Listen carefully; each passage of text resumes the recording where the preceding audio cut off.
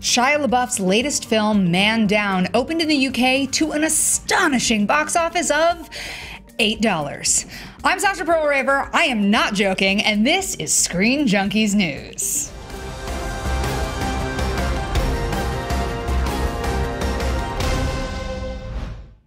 Shia LaBeouf's newest film, Man Down, had a limited domestic run in December, where it made around $400,000 here in the US.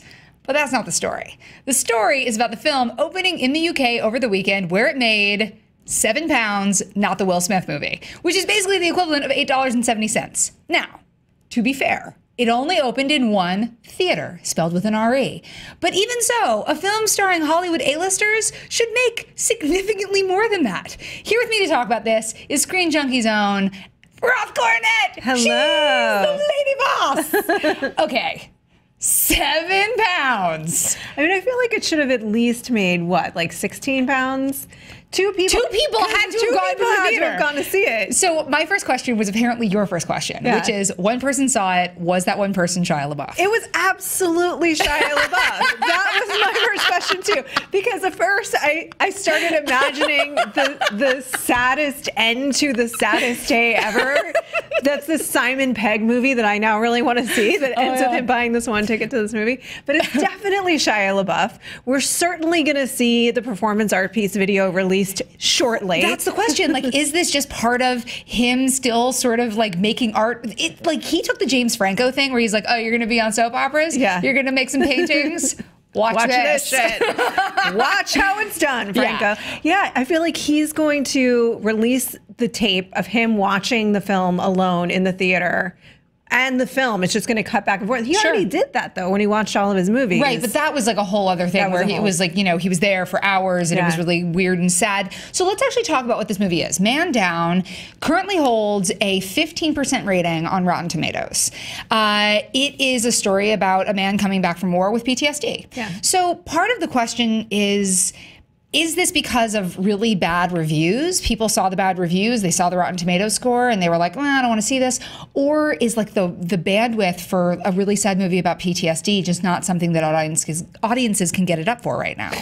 I think it's a combination, right? So bad reviews, and we'll probably get into this a little bit, bad reviews don't matter for some movies. Sure. They don't. They're review proof, and critics know it, and studios know that. Transformers, The Last Night. 100% review proof. Does not matter what you say. Any Twilight movie, anything with an IP like Hunger Games. Yeah. Totally, without question, just review proof. Yeah. That's our review proof. Review proof. The only person that I think actually cares about Transformers reviews is Michael Bay, who just really wants it fresh on Rotten Tomato, I think. But other than that, like, nobody cares. If you're a fan of that franchise, you know what you're getting. You're going to go see it, and you're going to love it. You're going to get exactly what you want out of it. Absolutely. But smaller films really do matter, and they don't just matter in the theater. They matter when you do things like, even myself, I'll go on Vudu and I'll look at the independent releases that you can see early, and I will look at the Rotten Tomatoes score. If I haven't seen it yet and I don't know anything about it, I will go take a look, and that will influence what I watch that night. Same thing on Amazon. So the reviews actually matter quite a little bit. I mean, also on Netflix. Like, Netflix for sure. I'll do the exact same thing. And I feel like... But you're looking for bad movies. Sometimes. It's true. Sometimes I am. The other thing is something like a Get Out. Yeah. Get Out, which held 100%. And I'm still really pissed that one naysayer had to go in there and be like, know who it was. I know, I do. You know, it's just like, give me a break. So whatever. We're talking about this critic who notoriously is the biggest contrarian and just wants to say the opposite of everything everybody else says. The opposite of the truth. And now it's at a 99%, but it is still one of the highest rated films in Rotten Tomato history, like above The Godfather. Yeah. Like, that's how well rated it is. And I do think that helped drive people to the box office. When you have a film that is somewhat controversial, like A Ghost in the Shell, for example, which gets bad reviews and has bad press, what happens there? Well, and there was, I think, somewhat of a correlation there. And then also, too, for Warcraft, right? Where there is a huge audience of Wowers online, and they, I think, came out. And you see where the majority of that audience is located. Like, it did very well in China. Right. And they came out, right, and saw the movie.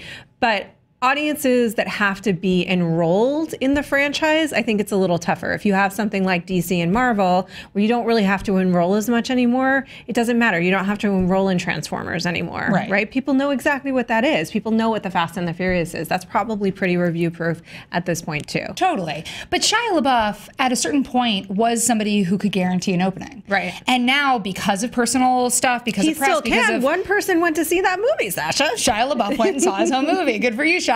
I will say, he will guarantee that he will be there. Yes. But there have been movies recently that he's been in, like American Honey, which came out last year, was phenomenal. And it's a 3-hour film that just washes over you. And so much of it is about Shia LaBeouf's charisma and his talent. And I was completely enthralled. And I kept thinking, why is it that I don't see Shia LaBeouf movies anymore?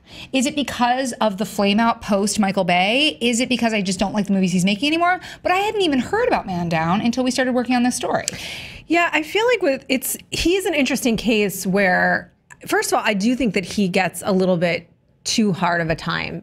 People give him a hard time, and they do conflate his personal life and what he's doing out in the public with his ability as an actor. And they also conflate his involvement in his earlier films with Transformers. People think of him and they think of Indiana Jones, Crystal Skull, Bomb the Fridge. Right.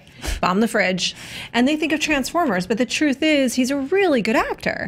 And if you look at the larger body of work, he's a really talented guy, but he also acts batshit bonkers. Well, with his I'm not famous anymore thing, watching all of his films. And all the plagiarism, and then the plagiarism on top of the plagiarism. But this leads to the question, is this all a brilliant Shia LaBeouf publicity stunt for his film? Abso-freaking-lutely. What are we doing right now? It's totally working. He's completely good at this. He bought the one ticket knowing that it would be a one-ticket story. There's going to be some kind of video released about it. People are talking about the movie. And probably, here's the thing, is that out of curiosity, how much more likely are you to watch this film now? So much. No, now I genuinely want to see it. I think the trailers look cool. And now I just want to support it because if there is an art installation, I want to see that. Yeah. Right? Are you going to go see it too, right? I'm not going to go see it, but I will say this. It's an incredible investment in advertisement for VOD.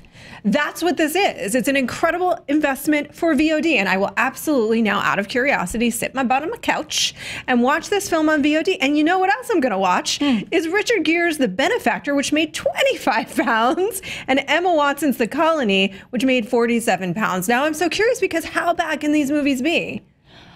Whoa. Okay, while you're doing that, have you seen Kitty yet?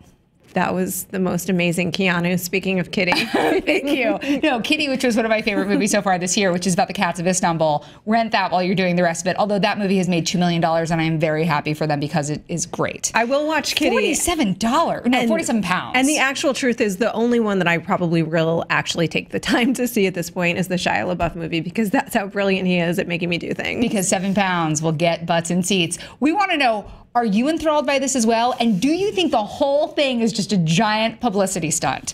Let us know in the comments below. You can tweet us at SJ News. Make sure to like and subscribe. Of course, you can always click here for more Screen Junkies news, and we'll see you soon.